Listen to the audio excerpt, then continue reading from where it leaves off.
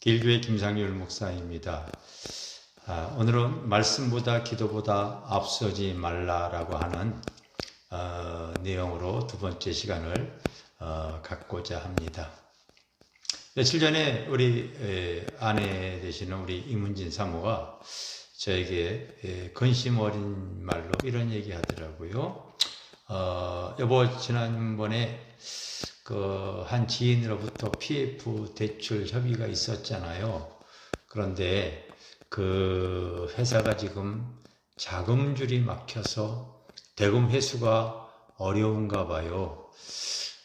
유튜브에 들어가서 확인해 보니까 현재 한국은행에서 발표한 그 PF 프로젝트, 즉 PF는 프로젝트 파이낸싱이라고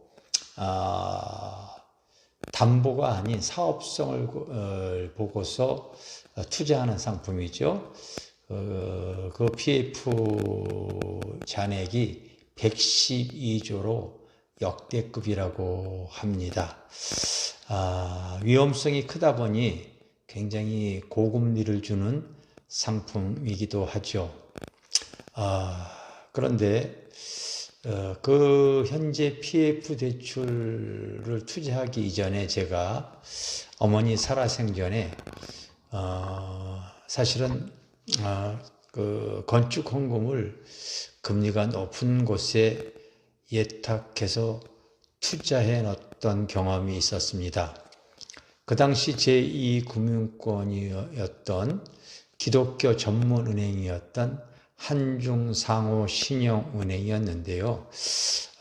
기독교인들에게 주로 운영하는 은행으로서 굉장한 고금리를 주었고 정기예금을 예탁할 때에 또 특판으로서 많은 혜택을 주었던 곳에 고금리 상품에 가입한 적이 있었습니다.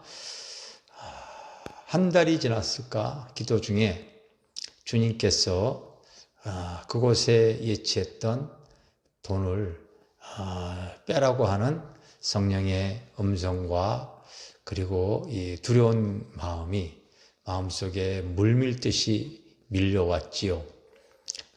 그것이 지속적으로 그러한 그 주님의 음성과 그 성령의 감동을 받았기 때문에 제가 그 영등포에 있는 영등포 오목교에 있는 한중상호신용금고에서 그 예탁했던 그 정기예금을 해지하고 안전한 제1금융권으로 돈을 이렇게 이동시켰던 때가 있었습니다.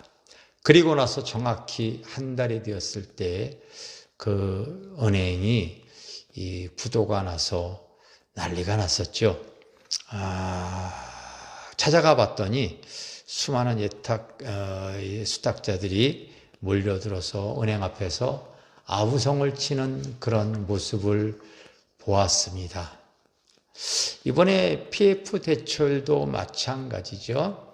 2023년 이전까지 여러분도 잘 알다시피 모든 은행의 금리가 거의 제로에 해당할 정도로 최저금리이다 보니 많은 현금 보유자들이 조금이라도 더 많은 이자를 주는 곳을 찾아서 그 PF 대출 같은 상품에도 그리고 예탁 상품에도 많은 돈을 맡겼고 저 또한 마찬가지였습니다.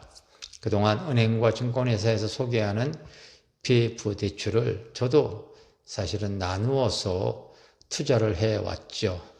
그런데 그때 당시 작년 2022년 지인으로부터 고이율의 투자 상품 제의를 받았습니다.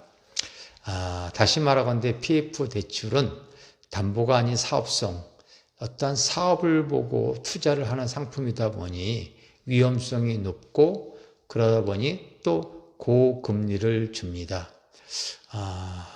그런데 주님께서 그 상품은 투자하지 말라는 그런 그 주님의 감동을 받았고 해서 투자하지 않았죠.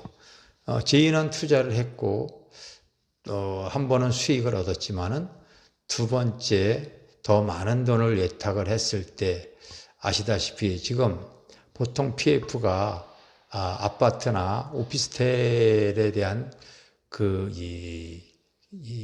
대출로서 이루어지다 보니까 지금 아파트가 폭락하고 오피스텔도 거의 팔리지 않는 상황이다 보니까 지금 자금이 다 막혀버리고 말았죠. 그 부동산 개발 투자가 지금 굉장히 어렵고 또 부동산이 급락하다 보니 올 한 해에만 건설회사가 지금 2023년도에 800개나 지금 부도가 났다고 합니다. 우리가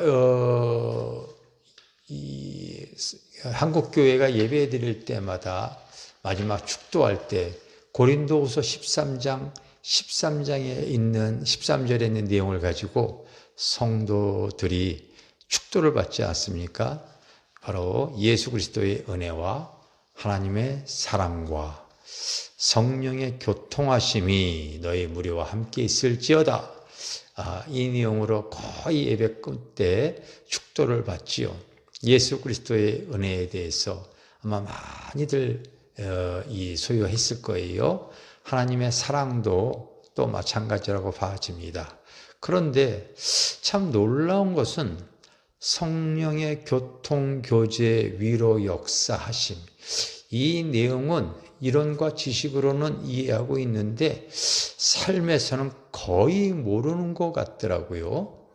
성령의 교통하심이 성령과 그 교통, 교제가 이루어지지 않는 신앙생활을 하고 있는 것이지요.